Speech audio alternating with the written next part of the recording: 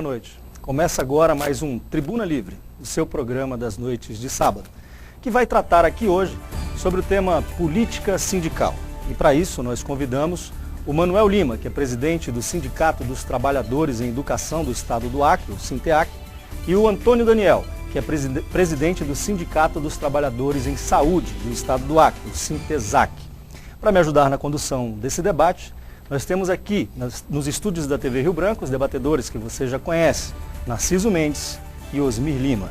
Eu sou o Arquibaldo Antunes e este é o Tribuna Livre. Nós voltamos em instantes, logo após um breve intervalo comercial. Não sai daí.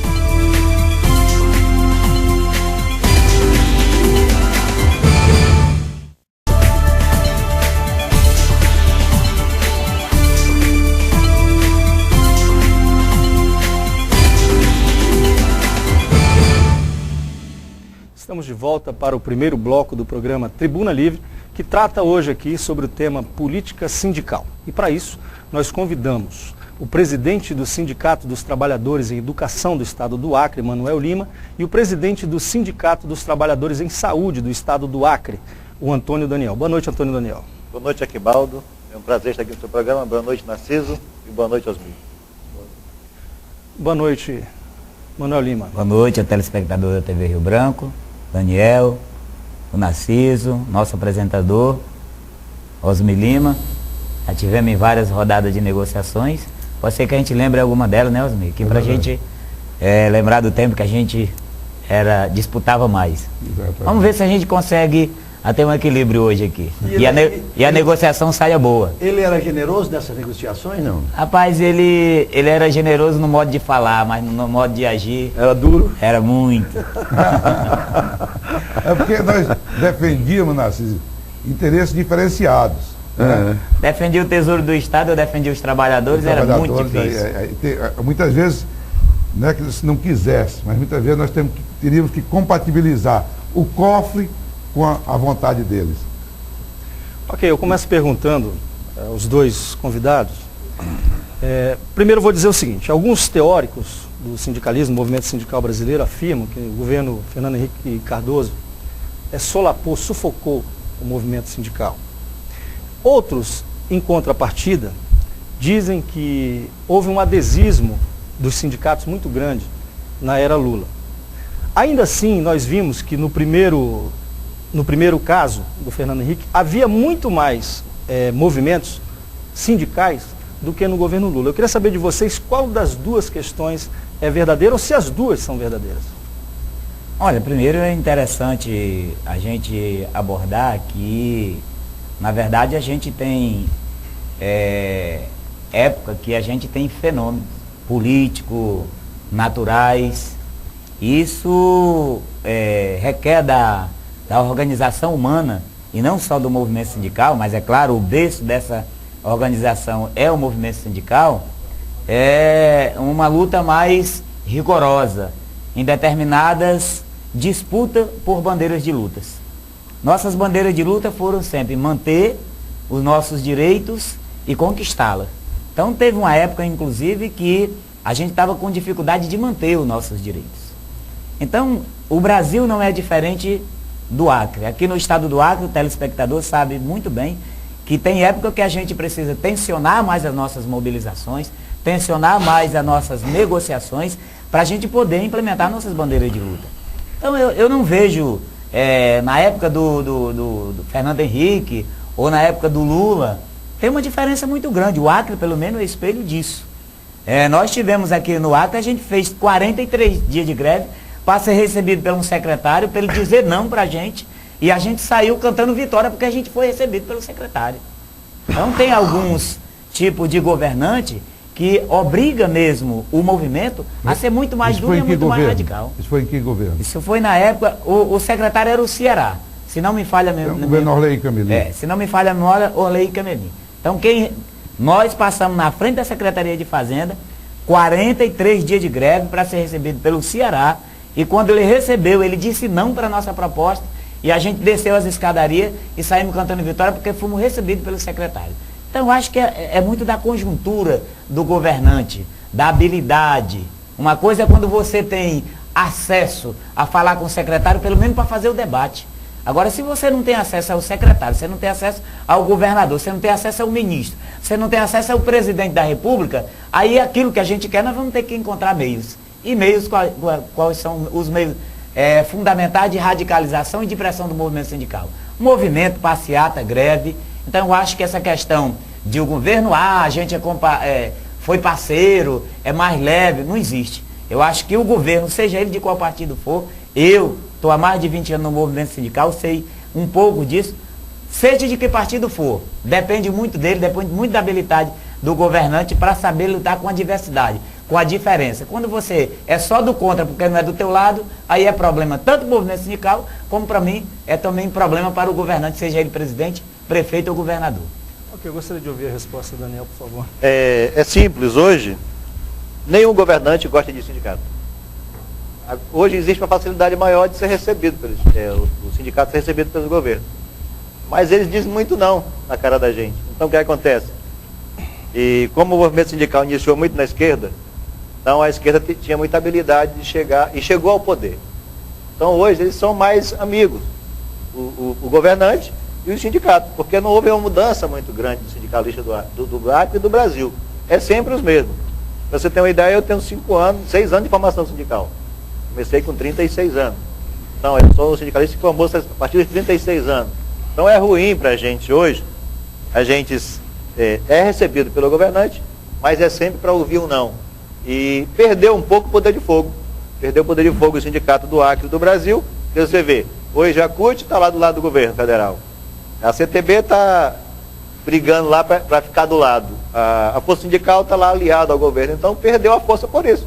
Esse é o meu ponto de vista. E no Acre também não é diferente. Aproveitando aí essa tua deixa, você acha que com isso, você afirmando que os sindicatos estão ligados, quer a presidência da República, quer o governo do Estado ou a prefeitura, você acha que com isso os sindicatos deixam de cumprir o seu papel de reivindicar os interesses dos trabalhadores? Não, isso não. Nenhum sindicalista hoje vai deixar de lutar pelos direitos dos trabalhadores. A questão é que é mais maleável hoje. A gente está participando na mesa de negociação, a gente vê. É muito sensível hoje com o próprio governante. Quando você parte para cima que joga mais duro, é um monte de sindicato contra você que joga mais duro, que é mais radical. E aquele que é mais radical hoje, ele já isola e aí está morto. Aí você termina prejudicando a categoria por ser radical demais, nesse mundo de hoje. Ô, Manuel, eu queria dar esse debate outro enfoque. Eu até acho que aqui no Acre, até em conversas anteriores, a gente tomou conhecimento, efetivamente, que os salários dos professores do Acre, dos trabalhadores em geral da educação e dos trabalhadores em geral da saúde, são até incomparavelmente maiores do que lá fora. O que se justificaria que se isso não acontecesse. Afinal de contas, nós somos um dos estados mais economicamente fracos da federação. O enfoque que eu quero dar a esse debate aqui é o seguinte.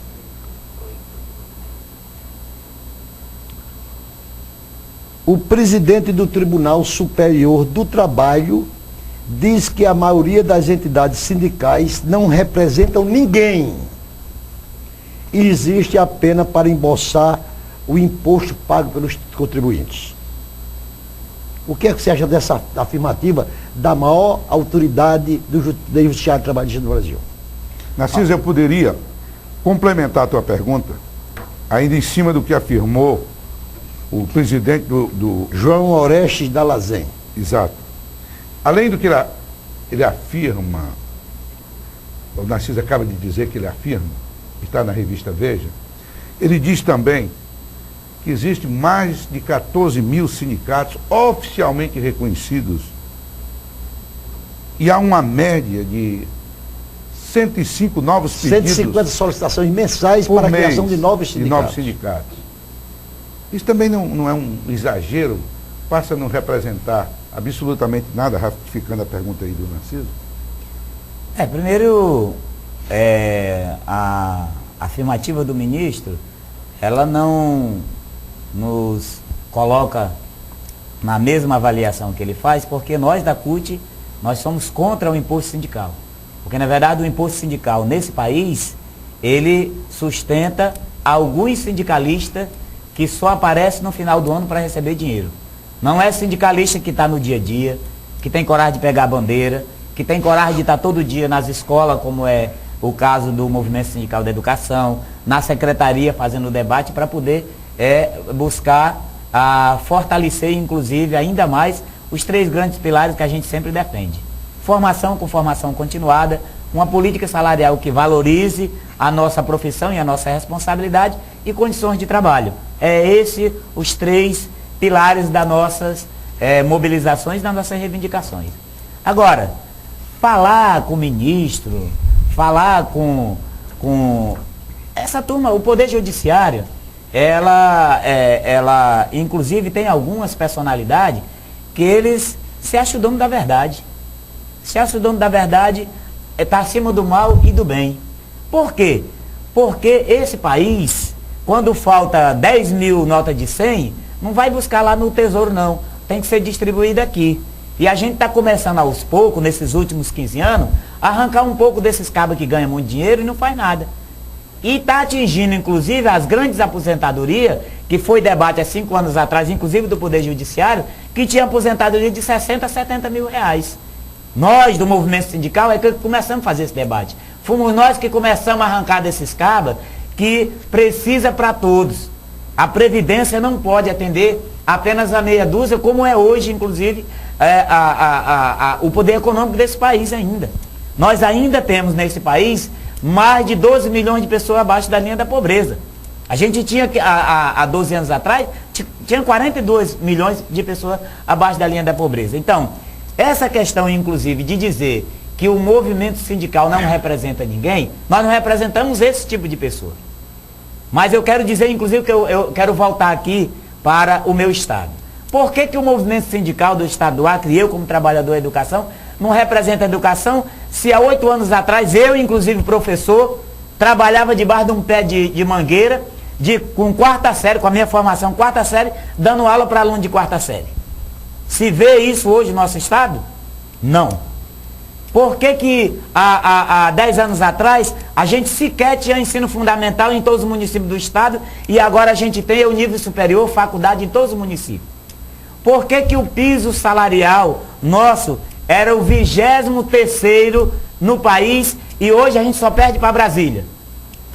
Por que hoje nós temos 97% dos professores do estado do Acre formados em nível superior e é o primeiro estado que começa a faculdade para funcionário de escola, porque é o segundo segmento é pela luta e a determinação dos trabalhadores da educação com isso, e o reconhecimento de pessoas que estão também hoje no governo. Ô Manel, com isso você quer dizer que o seu sindicato é competente e os outros não são?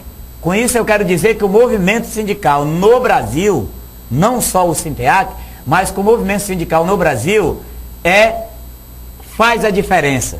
Faz a diferença para fazer a disputa com quem sempre olhou para a sua panela e esqueceu da dos outros que estava seca. No caso desse esse cidadão aí, que eu não quero nem falar o nome dele. Então, para ele, nós não somos ninguém. Porque, na verdade, ele sempre pensou na panelinha dele e não pensou na dos outros. Não, porque aqui na entrevista dele, ele defende como isso é absolutamente fundamental a existência do movimento sindical. Agora, a censura que ele faz, e eu honesto com esta censura, ele dá até o exemplo do sindicalismo americano, que são 3 ou 4 sindicatos, o francês 3 ou 4 sindicatos, cada categoria só tem um sindicato, e aqui, eu pegando hoje mais informação a respeito disso, só na Baixada Santista, tem 350 sindicatos, representando o quê? O que é que esses sindicatos representam? Olha, o que está sendo colocado tem 2 pontos de vista aí. O primeiro é que a leitura que essa autoridade do Poder Judiciário faz é uma leitura de que ele acha que tem que ter apenas um sindicato ou 2, chamados sindicatão. Então, assim... E a Constituição prevê isso. O maior problema, seu Narciso, sabe qual é? É que ninguém tem coragem de fazer 2 coisas nesse país.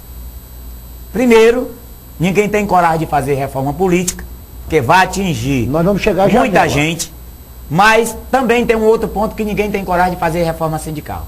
Sabe por que não tem coragem de fazer reforma sindical? Exatamente pelo que eu acabei de colocar. Porque tem um grupo que se diz sindicalista, que tem uma entidade que sequer tem um sindicato filiado. Nós temos uma associação dos servidores públicos do Brasil, que eu, como presidente do sindicato, vou para o 4º ano, não recebi 1 centavo de imposto sindical, assim como também o Daniel e todo o sindicato do Estado, porque essa associação do sindicato dos servidores públicos do Brasil, que tem, inclusive, diz que tem raiz jurídica aqui no Estado, tem levado durante esses 4 anos todo o imposto sindical dos trabalhadores acriano.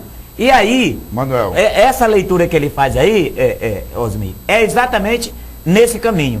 Ninguém tem coragem de fazer a reforma sindical, como não tem coragem de fazer a reforma política, porque quando a gente defende que imposto sindical é para engordar bolso de alguns que se dizem sindicalistas, ou seja, para manter algumas organizações, ou seja, por exemplo, a categoria do Daniel tem mais de 10 sindicatos. Por que a categoria do Daniel tem mais de 10 sindicatos? Tem mais de 10 sindicatos, incluindo associações, organizações. Pois é, mas aí eu voltaria que você Isso falar, é chamada fragmentação dos trabalhadores. Você concorda? E quem é que faz isso? É o sistema. Você concorda Se a gente com a tivesse um crítica? sistema que respeitasse, aí tudo bem. Você concorda com a crítica feita por ele, dessa proliferação de sindicatos? Porque se nós tivéssemos uma quantidade menor de sindicatos, eles seriam muito mais fortes na negociação. Concordo quando ele diz que a gente tem fragmentação de entidade, que fragmenta trabalhador, que fragmentação de trabalhador ajuda o patrão, seja ele os mais de 5 mil prefeitos e os 27 governadores e a presidente da República. Mas não concordo com a alfinetada quando ele diz que os sindicatos que tem não representam ninguém. Quem é que representa? Ele? Não, ele afirma, não é que o sindicato... Não, ele até faz um elogio ao sistema sindical, até como necessário, na democracia.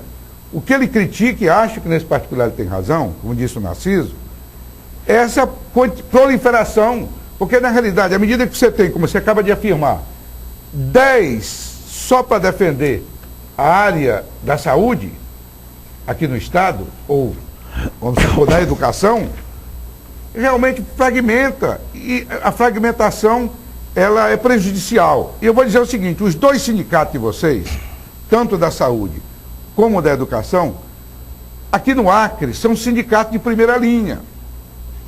Porque existe sindicatos de segunda linha que não conseguem as benesses que vocês conseguiram pelos trabalhadores. Por exemplo, da administração indireta. Os trabalhadores da administração indireta do Estado ainda ganham mal. Porque não tem a força política que vocês têm, esses 2 sindicatos. Ok, nós vamos para um rápido intervalo comercial e voltamos daqui a pouquinho. Não saia daí.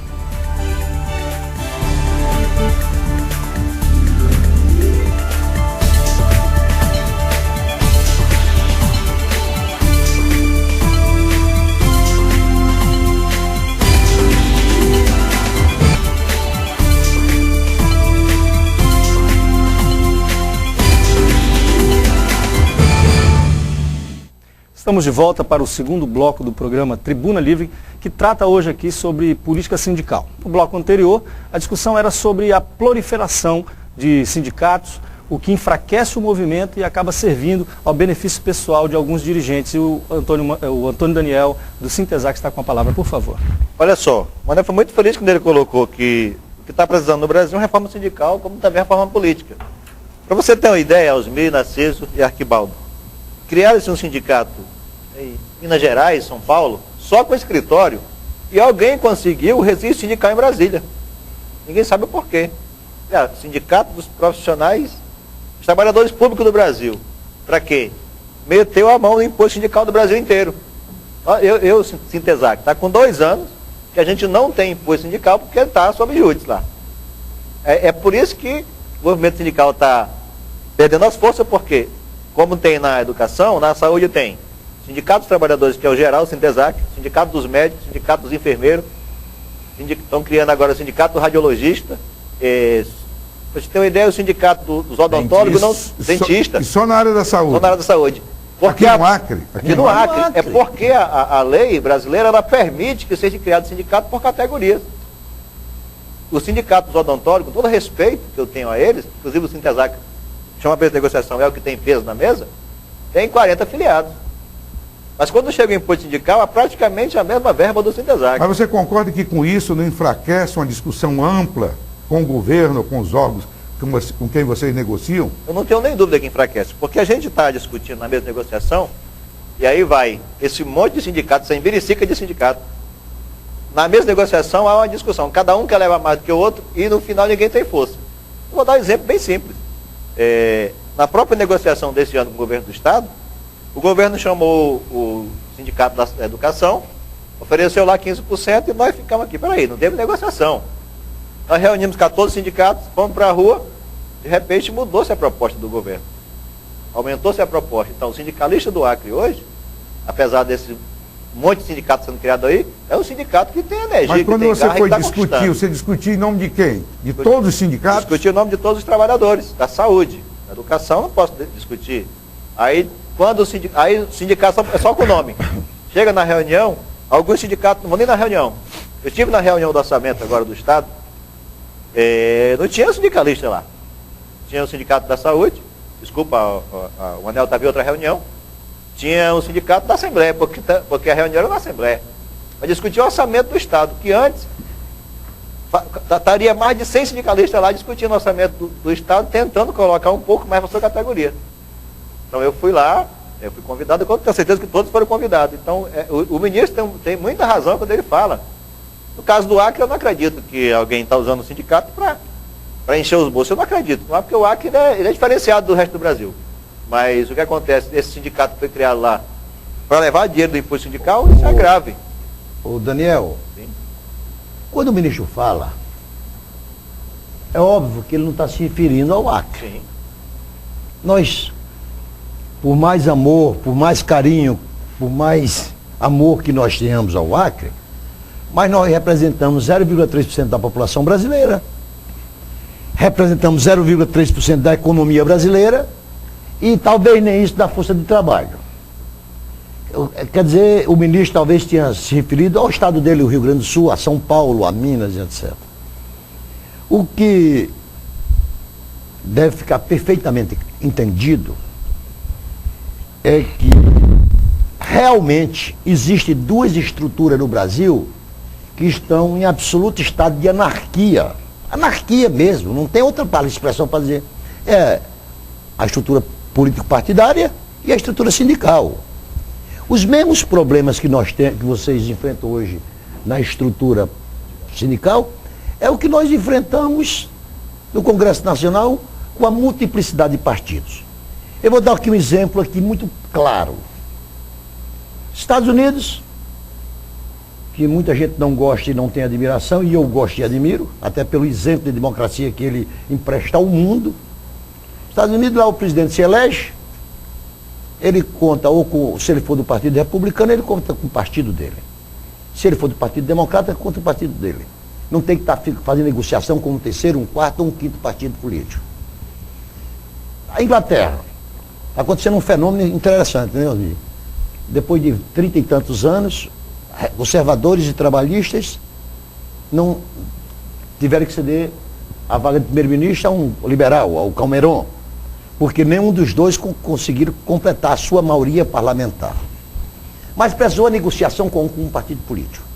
Aqui no Brasil, se a gente pegar os dois maiores partidos políticos do Congresso Nacional, que é o seu partido, o PT, e o PMDB, os dois juntos têm 170 deputados, somam 770. Para o governo montar uma maioria, aí tem que cooptar o PP, tem que cooptar o PTB, tem que cooptar o PSB e talvez os 5 maiores partidos políticos do Brasil ainda não formam maioria. Então isso subordina o governo a essa chantagem parlamentar. Com relação à estrutura sindical, é a mesma coisa. Ou se cria cláusulas de barreira, que você acabou de falar em cláusula de barreira, foi você, que quando uma categoria não tiver o número mínimo de associados, não pode instituir uma entidade sindical, o que vai acabar acontecendo é que o seu próprio sindicato futuramente vai ser fragilizado. Eu até tenho notícia de que já alguns elementos, trabalhadores de educação, já estão formando um sindicato paralelo ao seu. Futuramente pode um terceiro vigarista montar uma outra. E com isso, tirar a representatividade sindical da sua categoria. Agora, essas duas reformas não acontecem exatamente porque não há vontade política para fazer e não há interesse político, diga-se de passagem que não há interesse político.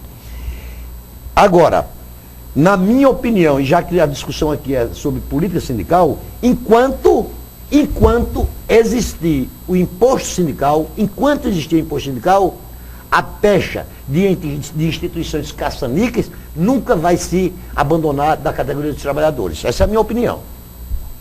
Ó, eu não tenho dúvida, concordo. É muito fácil você ter uma entidade. Bem, eu recebo 12 milhões. Eu vou planejar o meu ano todinho em 12 milhões. Então eu estou lá tranquilo no meu escritório, só a cada final de ano que eu vou pegar o dinheiro. É constitucional, ninguém vai tirar da minha entidade, então é muito fácil. Então o imposto sindical é uma praga. Acaba, vai continuar fragmentando, vai continuar acabando com o potencial, o poder de fogo daqueles que realmente querem fazer movimento sindical.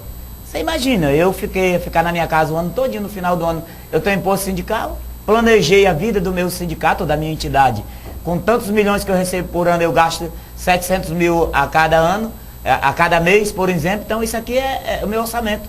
É tipo você fazer um orçamento do Estado. Agora eu quero ver você conquistar. E você, para conquistar a categoria, você precisa ir para a luta. Porque ninguém vai votar em nenhum candidato a presidente se não verificar que ele tem trabalho. Ou você pensa que, inclusive na minha categoria, que não é diferente da do Daniel, o cara tudo brabo, eu não sou filiado do Sinteac. Por que descontaram? Meu irmão, isso não tem nada a ver com a gente. Imposto sindical não é nós que descontamos. Isso a gente não pede para descontar. Enquanto não houver uma reforma sindical, vai ser assim. Se tu for filiado, vai descontar no final do ano. Se tu não for, vai descontar. De qualquer jeito é descontado, porque tem muita gente sobrevivendo do imposto sindical. Agora, na hora que acabar com a questão do imposto sindical, aí nós defendemos. Aí o pessoal está perguntando aqui, o telespectador, o Narciso, está perguntando, sim, e fora o imposto sindical, o que é que vocês defendem? Nós defendemos a taxa negocial. Ou seja, tem que fazer uma assembleia da categoria para discutir com a categoria, convencer a categoria e aprovar. Se a categoria não aprovar, não tem desconto nenhum. Isso aí é a taxa negocial. Então, nós da CUT defendemos o fim do imposto sindical, transformar isso na taxa negocial. Aí é democrático. Você foi na Assembleia, você discutiu, você disse não ou você disse sim. Agora, do jeito que está, aí não tem jeito mais não. Aí vai ter o sindicato Daniel, viu, Osmir? A categoria de trabalhadores em saúde com mais de 5 sindicatos, já tem 2 sindicatos na educação, daqui um dia pode ter mais outro, Isso. Porque quando eu não concordo com o presidente Manuel Lima, aí eu vou fazer um sindicato. Vem constantemente abordando a questão da reforma sindical. A CUT, e você foi presidente aqui no Acre, sempre teve uma força extraordinária no Brasil, que agregava vários sindicatos. Porque eu nunca vi uma mobilização, já vi inúmeras mobilizações da Central Única de Trabalhadores, mas eu sinceramente não assisti nenhuma mobilização em torno dessa reforma necessária sindical. Por exemplo, a Constituição de 88, que estabeleceu, por exemplo, o direito de greve, que será exercida nos termos e nos limites que for definida por lei complementar. Que nunca foi... E essa lei complementar nunca saiu. E, no entanto, para o serviço público. E, no entanto,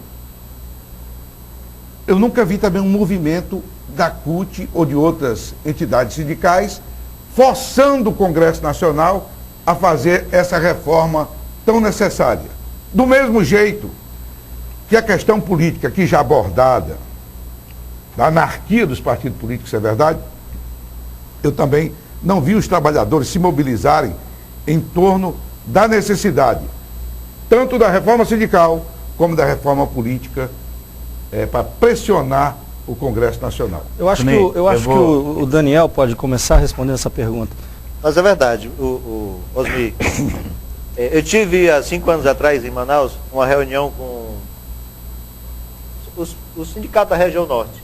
E a ideia era justamente abolir o imposto sindical e criar uma taxa sobre negociação. É tipo assim, a gente negociou e teve um ganho de 10%. No ato da negociação, teria que tirar uma taxa para o sindicato sobreviver. Porque só com a arrecadação mensal hoje é difícil sobreviver. Agora você está corretíssimo, eu nunca vi a Força Sindical, a CUT, a CTB cair em campo pela reforma sindical. Isso é verdade. Eu faço parte hoje da Força Sindical como filiado, também não estou satisfeito. Nunca vi esse movimento da Força Sindical, da CTB e da CUT, de outras centrais, para que abolisse o imposto sindical, porque eu tenho certeza que todos os trabalhadores querem isso para o Brasil e para eles, porque a gente paga imposto sindical e não é pequeno, é uma taxa, é um dia de serviço por ano. Por exemplo, um médico que ganha aí 6, 8 mil reais, paga quase 300 reais por ano. Isso é muito dinheiro. Agora, para quem? Para sindicato lá dos outros estados se beneficiar, porque o Acre não está se beneficiando com isso, não. Ainda teria uma outra reforma que as centrais sindicais poderiam entrar, que beneficia, inclusive, diretamente os trabalhadores da iniciativa privada. Também da iniciativa privada. Eu vou trazer, que é a reforma tributária. Eu vou trazer para você. Desonerando as empresas. Que as empresas são extremamente oneradas e, com isso, não tem muitas vezes condições de melhorar as condições de vida de seus trabalhadores. Eu não sei se a gente tem muito tempo aqui, mas você me fez uma provocação, eu vou trazer uma revista para você e, inclusive, vou entregar uma para o Daniel também. Eu quero. Nós fizemos a marcha dos 120 e deu muito mais de 120. Deu mais de 150 mil trabalhadores, coordenado pela Força Sindical, não era ainda CTD, coordenado pela CGT, coordenado pela CUT e pela Nova Central. Foram 4 centrais sindicais. Nós colocamos mais de 150 mil na frente da esplanada. Você sabe qual era o tema? Não. Redução da jornada de trabalho, sem redução do salário e fim do imposto sindical. Só tinha 2 bandeiras de luta. Nós fizemos em 2010 e fizemos um outro grande ato também. Esse deu aproximadamente 130, também com todas as centrais sindicais. O debate era novamente não a privatização, porque estava no debate voltando o debate da privatização, fim do imposto sindical e redução da jornada de trabalho sem redução de salário. Esse tema sobre fim do imposto sindical sempre foi tema em debate em qualquer grandes atos. O problema é que a gente está passando pelo momento de transição. Agora, nós temos problema no Congresso Federal? Nós temos minoria. Procure quanto sindicalista é deputado federal naquele Congresso. Procure quanto sindicalista é senador naquele Congresso.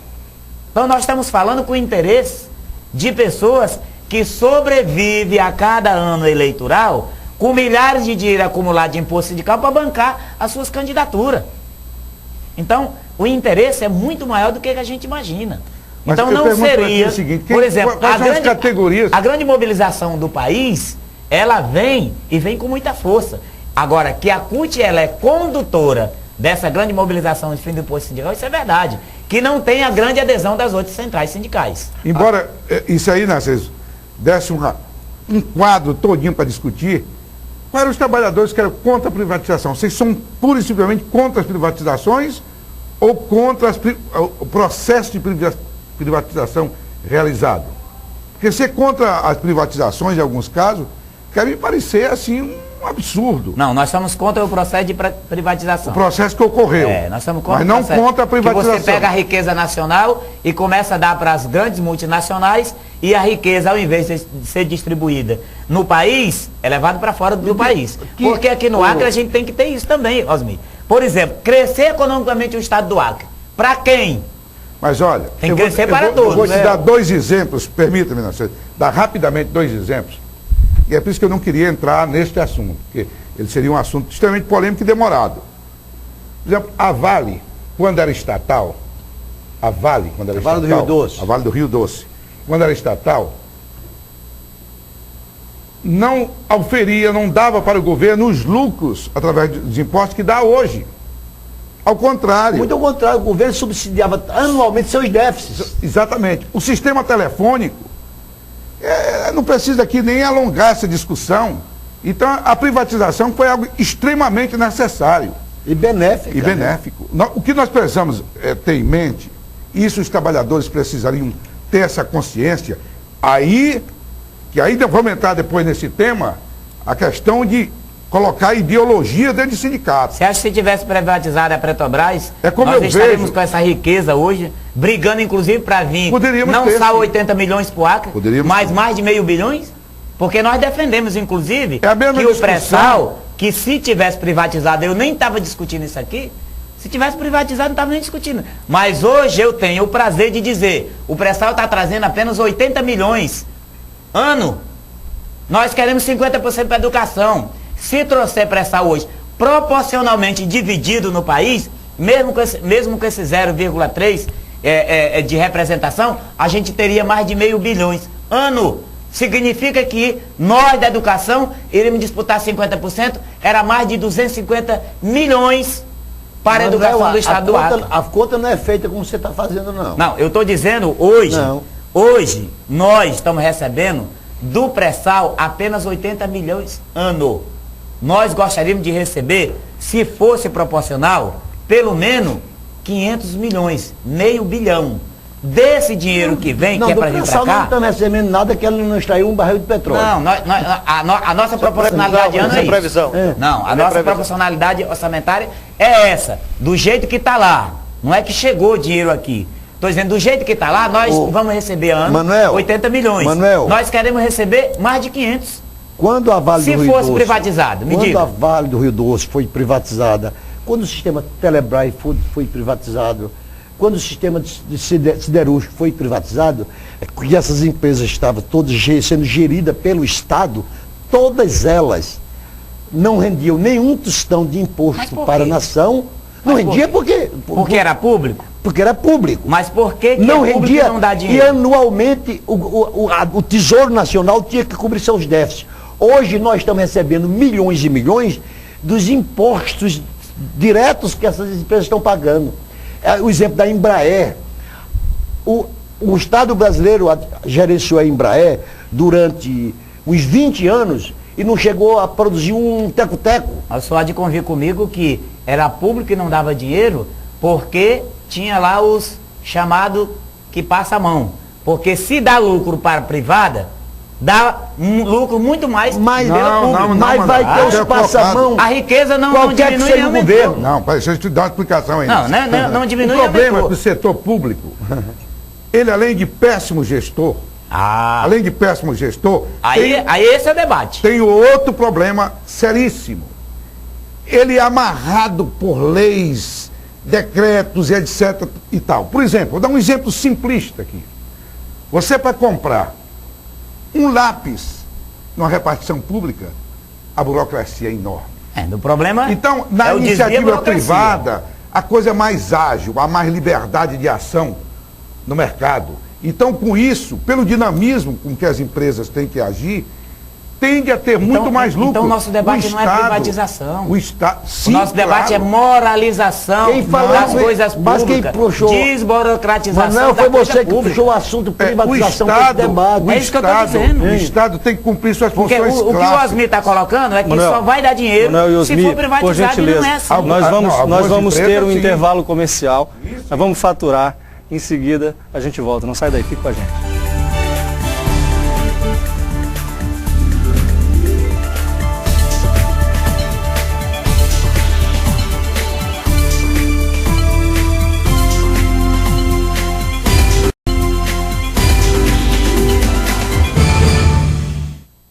Estamos de volta para o terceiro e último bloco do programa Tribuna Livre, que trata hoje aqui sobre o tema política sindical. Para isso, nós convidamos o presidente do Sinteac, o Manuel Lima, e o presidente do Sintesac, o Antônio Daniel. Eu gostaria de começar esse terceiro bloco perguntando aos dois sobre a opinião do jornalista Walter Venturini, que escreveu um artigo dizendo que o sindicalismo do Brasil ele foi estaria, no caso dos funcionários públicos, estaria ideologicamente derrotado por ter sido apresentado pelos governos neoliberais, como o do Fernando Henrique, como um bando de marajás e parasitas. Esse fenômeno, eu quero saber de vocês, se esse fenômeno se verificou no Acre, se essa imagem se consolidou no Estado, e se em função dela há dificuldade de negociar melhorias para a categoria de ambos. Olha, cada um tem a sua opinião. Eu não vejo dessa forma não, porque eu vejo o trabalhador público, na verdade, como um escravo. Você tem que estar lá, cumprir sua carga horária e receber um salário de miséria. Na verdade, o salário do trabalhador público, pelo menos na nossa categoria, são poucos trabalhadores que têm um salário decente. Você pega lá um vigia, um servente, um copeiro, um auxiliar de enfermagem, um técnico de enfermagem, o cara ganhava até o ano passado R$577. Então, isso é um salário de exploração. O serviço público hoje, a gente vai mais por necessidade, falta de opção. Porque eu tenho certeza que nenhum cidadão quer trabalhar para ganhar um salário mínimo, um salário e meio. Então, eu acredito que o jornalista esteja, só se for lá na região dele, onde ele trabalha, que tem um monte de marajá. Na verdade, eu vejo trabalhadores, aqueles que têm uma profissão mais, vamos dizer assim, aquele trabalho, o médico, por exemplo, tem uma profissão que tem uma demanda maior, ele tem que ter um salário maior, que é a lei da oferta e da procura. Hoje aqui no Acre nós temos um grande problema. O Acre não tem anestesista, os municípios do estado não têm médico suficiente, não tem medicamento suficiente, entra naquela situação que o Narciso falou, a burocracia para comprar um remédio também é grande, que às vezes o estado até tem um dinheiro no caixa, mas tem dificuldade de licitar para poder comprar. Mas a grande dificuldade hoje nossos trabalhadores é realmente a renda. Vou dar um exemplo para você aqui, sem medo de errar, eu trouxe até documento. Há 5 anos atrás, um trabalhador da saúde, a média salarial dele era R$500. Média. Auxiliar, enfermeiro, médico, era R$500, R$600. O médico passava um pouquinho, era 3 mil e poucos reais. Mas os outros profissionais era 344, 366, 388, R$402. A gente conseguiu, com muita dedicação, muita discussão, melhorar o salário dos trabalhadores, que ainda não é o suficiente para sobreviver com dignidade. Daniel, procede a informação que o médico aqui no Acre ganha proporcionalmente mais do que em qualquer outro estado do Brasil? Narciso, algumas categorias, é verdade. Eu estou me referindo aos médicos. Generalizar não, porque o salário do médico hoje no Acre é R$6 mil, para uma carga horária de 30 horas. R$6 mil. Alguns municípios pagam R$3 mil, R$4 mil. Agora, quando você vai buscar especialista, não vem ninguém por menos de R$15, R$20 mil. E que está faltando. Na verdade, não tem médico suficiente, mas a média salarial do médico iniciante hoje é R$6 mil, R$6.500. E alguns municípios estão pagando 3, 4 mil, e é superior, infelizmente, é superior a vários estados do Brasil. Esses R$6.500, R$6 mil é superior a vários estados do Brasil. Rio de Janeiro estava pagando até outro dia, era R$1.200 para o médico, é uma vergonha. Então, assim, o Acre paga um salário melhor do que vários estados do Brasil, mas o trabalhador do Acre trabalha muito. Olha, o médico que vai para o município, ele tem que ser cirurgião, ele tem que ter especialidade todas, porque ele tem que fazer tudo sozinho. Então não é por questão salarial que o médico aqui no Acre deixa de fazer uma boa prestação de serviço, né? Narciso, eu acho que até o médico ele faz uma boa prestação de serviço. O que está faltando um pouco é estrutura. A estrutura já melhorou, mas tem... Estrutura física?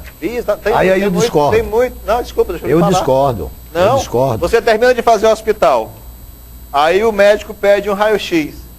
O raio-x está quebrado há 1 ano. Assis Brasil, 2 anos, raio-x quebrado. Manuel Urbano, o médico pede um raio-x, está quebrado o raio-x. Manda para onde o paciente? Pega uma ambulância e manda para Rio Branco. Aí o médico vai fazer o quê? Se ele não pode fazer a avaliação, aí ele tem que vir acompanhar o paciente para Rio Branco, pronto-socorro. Pronto-socorro, sim. Lá, graças a Deus, não quebra não, porque se quebrar o pronto-socorro também seria o caos. Então está acontecendo muito isso, é a estrutura, não é só a física. Eu fiz uma sala lá e não coloquei nada dentro. Tá ok. Vai funcionar? De forma alguma. Olha, mas Daniel, eu quero lhe dizer o seguinte, que ultimamente o meu filho recebeu, aqui visitando o Acre, 4 médicos de Brasília médicos que trabalham nos melhores hospitais de Brasília, e ele saiu daqui surpreendido com as instalações físicas daqui do Acre. Da capital. Inclusive chegou a dizer Da capital. que o Hospital das Clínicas, a antiga Fundação Hospitalar, Da capital, concordo. era um exemplo a ser mostrado para o restante do Brasil. Concordo com você. A capital, a Hospital das Clínicas Mas é um exemplo mesmo e a gente fica até Narciso, feliz com isso. Eu gostaria aqui de Mas no interior é diferente, Narciso. de abordar uma questão. Sindical, né, Osmir? Nós estamos Não. fugindo do tema, né? É, uma questão, exatamente, então a gente já vem para a área da saúde. Uma questão que nos preocupa. Eu acho que dentro do sistema sindical, notadamente dentro do sistema educacional, é a questão dessa relação que existe entre partidos e sindicatos. Eu acho que é natural, é normal, que os dirigentes sindicais tenham suas preferências partidárias. Mas a minha preocupação não é a preferência partidária, É a a ideologia nela contida. Por exemplo, um dia desse eu ouvi, até com certo grau de perplexidade, um professor universitário dizendo para mim, dos malefícios que essa estrada traria, a estrada até Cruzeiro do Sul, a estrada ligando o Pacífico, os malefícios que ela traria. A minha preocupação não foi com a ideia dele, que cada um pensa o que quer. A minha preocupação é passar isso para os seus alunos. Da mesma forma, como tem ainda socialistas ortodoxos marxistas, com todo o respeito que eu tenho por ideias marxistas, que conseguem transmitir isso a seus alunos, aos seus jovens, de um modelo altamente fracassado no mundo todo. Ele colocar para um jovem, adolescente ainda não informado de nada, Que acredita em Papai Noel? que essa é a solução para os problemas futuros do país e do mundo. E eu gostaria então de ouvir vocês sobre essa questão entre partidos e sindicatos. Primeiro Até onde se separa isso? Primeiro eu queria responder a pergunta do jornalista, que se a gente voltar à discussão do imposto sindical, nós vamos ter aí marajás. Porque marajá para mim é quem ganha e não trabalha. Porque não existe marajá que ganha muito. No nosso país não existe marajá que ganha muito. Existem alguns que deram um jeitinho e que hoje estão com o bolso mais ou menos gordo, como diz o ditado popular. Mas tem um teto hoje, né? Mas essa questão. Não é respeitado. Essa questão aí do que tem sindicalista marajá, não tem nenhum sindicalista marajá. O que tem é alguém que quer se passar por sindicalista, que quer receber o imposto sindical só no final do mês, que ajeitou uma instituição sindical para que ele possa se dar bem e que ele fica sujando o nome dos sindicalistas. Porque sindicalista é aquele que está todos os dias, aquele que está no dia a dia negociando, discutindo, verificando os problemas da sua categoria. Eu queria só retificar que a pergunta, quando ele fala, ele não fala sobre o sindicalismo, ele fala do movimento do funcionalismo público em geral, que isso foi uma estratégia dos governos neoliberais para passar a ideia de que se trata de pessoas que são marajás, são parasitas do serviço público, para enfraquecer esse movimento. Nós temos marajá e parasita do serviço público, mas com certeza esses nunca pegaram uma bandeira para balançar, nem para dizer que são sindicalistas, nem para inventar, que nem tem alguns aí. Então eu acho que essa afirmativa dele ela é correta, no sentido de se ele pegar um grupo de pessoas que no poder, ou com amigos, ou com alguns parentes no poder, dê um jeito de incorporar A, incorporar B. Narciso, eu vou dizer um negócio para o senhor. No Brasil tem gente que incorporou tanta coisa que nem ele mesmo sabe que corpo é ele. Porque ele está com mais de 70 mil de aposentadoria, incorporou não sei o quê. Então, é uma pouca vergonha. Se ele estiver falando dessa turma, agora se ele estiver falando daqueles que realmente estão no dia a dia, aí eu acho que ele tem que vir pro meio da rua, como a gente vai, porque é para ele saber o que é sindicalista marajá. Isso aí talvez responda pela falência do nosso sistema previdenciário, que é outra questão. Que é um problema. Que dá outro programa, Osmir. Mas aproveita que você está falando e me responde a questão. Essa questão da Previdência outro programa, dá um outro programa. Aproveita eu acho que a gente tem que falar sobre isso, porque tem muita gente se iludindo com o sistema previdenciário vamos discutir a questão no país inteiro. Da pergunta que eu fiz sobre agora, partido político. A sua pergunta era sobre a questão do partido e sindicato. Até que ponto não pode primeiro, se separar eu gosto de dar, muitas vezes eu gosto de dar uma resposta muito simplista, porque às vezes ela é compreensível. A resposta é muito simples, ela é compreensível. Primeiro que partido, como é uma opção sua, é como a sua mulher, você escolhe quem você quiser, ninguém tem nada com isso. Eu acho que é uma questão opcional da pessoa. Agora, a pessoa, inclusive se ela for pública, sindicalista ou não, ela tem que saber conviver com esse mundo da diversidade. Tem que saber diferenciar quando é a defesa dos trabalhadores da educação, que extrapola a questão partidária, é um debate apartidário, defender os direitos dos trabalhadores da educação, e outra coisa é você fazer a defesa política partidária. Tem uma diferença muito grande. E qualquer educador deveria saber, no mínimo, isso. Deveria saber, no mínimo, isso. Por quê? Se você, por exemplo, vou dar um exemplo do meu sindicato. Lá no meu sindicato tem gente do PSDB, tem gente, tem um monte de partido, já tem tanto partido aqui no Acre, que eu não sei nem o nome de todos. Tem gente do PT e tem gente que gosta de falar de política e não é filiado a nenhum, e tem gente que odeia falar de política próximo dele. E eu, como presidente, o que é que eu tenho que fazer? Eu tenho que conviver com essa diversidade e respeitar cada uma delas. Agora, eu preciso colocar o meu ponto de vista. E na sua pergunta eu posso colocar o meu ponto de vista. Por exemplo, como a gente começou esse programa, eu dizia antes que tem gestor político, e ele não depende de ser do partido A ou do partido B, que nós do movimento sindical temos muito mais condições de implementar as nossas bandeiras de luta, de ampliar nossas conquistas do que outros, sem entrar em nome. Se é do Partido dos Trabalhadores, não tenho culpa de nada. Se o ruim é do PSDB ou do PMDB, eu não tenho culpa de nada. Eu estou falando aqui da disputa ideológica de trabalhadores e gestor público.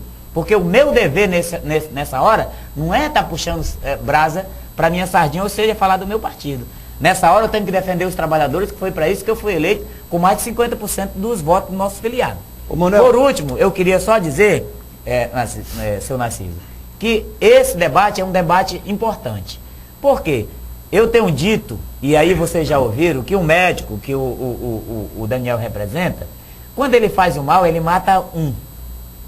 Mas o professor, quando ele é um mau educador, ele mata mais de 30 de uma vez só. Ou 40 na sala. Ou 40, ou até 50, que nós temos sala de aula até com 50.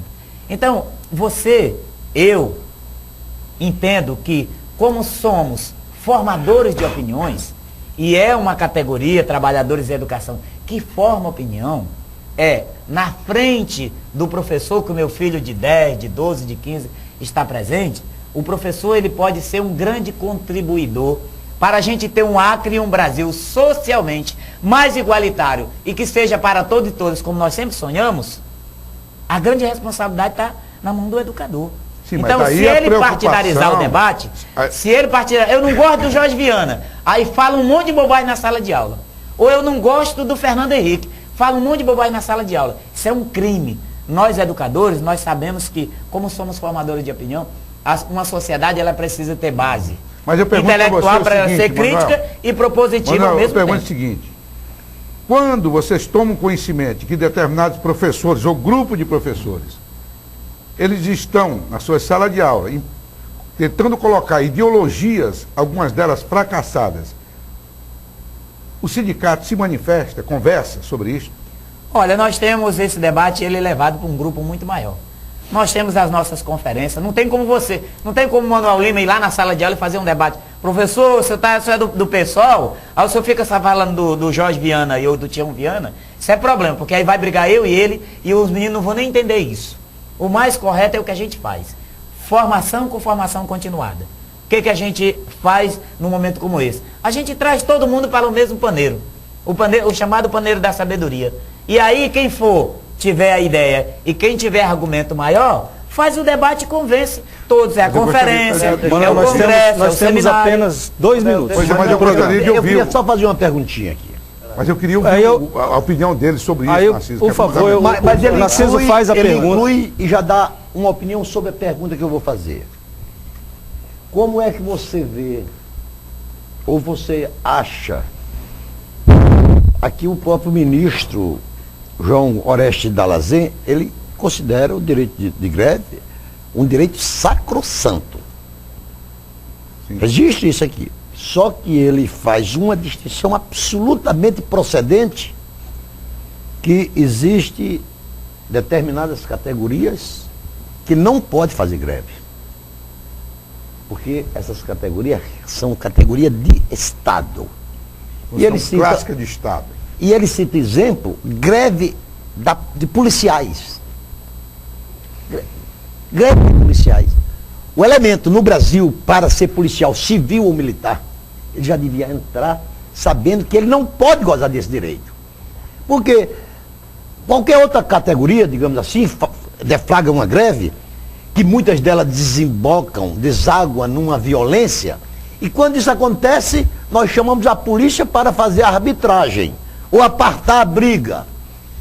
E quando, digamos assim, que já houve em São Paulo, né, uma greve da Polícia Civil, e foi chamada a Polícia Militar para debelar, você já imaginou? Foi muita bala. Hein? Foi muita bala. Já imaginou as consequências disso? Então, como é que você acha que deve proceder, que deveria ser, quando a lei for regulamentada, que um dia o será, o direito de greve para esse tipo de categoria do servidor público? É isso que eu quero saber. Manuel, eu pediria que você respondesse em 1 minuto, depois nós vamos dar 1 minuto para o Manuel Lima e vamos encerrar, por gentileza. Não, sem problema. Eu primeiro vou responder com relação ao movimento sindical e ao movimento político. Hoje é muito misturado. Alguns movimentos políticos, ele pega o sindicalista e joga, ele apoia para poder ter o retorno. Então isso prejudica muito as categorias de trabalhadores. Tem o retorno nas eleições. O retorno é nas eleições. Olha, eu sou hoje filiado ao PSDB. O PSDB não fez isso comigo porque eu que escolhi ser sindicalista, não foi o partido que me encaminhou. Então acontece isso em alguns partidos. Mas o partido não te apoiou? Não, porque não tinha estrutura. Não tinha estrutura para apoiar. O apoio foi moral. Vai lá que tu tem todo o meu apoio. É diferente de outros partidos que ele pega a estrutura do partido, coloca a estrutura a serviço daquele sindicalista para que depois tenha um retorno, e o retorno é grande. Porque hoje você sabe que o sindicalista ele leva o movimento para onde ele quer. Se eu disser que o governo hoje é bom, que nós temos que parar a greve, a gente para a greve hoje. Se eu disser que o governo não quer abrir mão daquele reajuste que nós queremos e vamos continuar a greve, nós continuamos a greve também.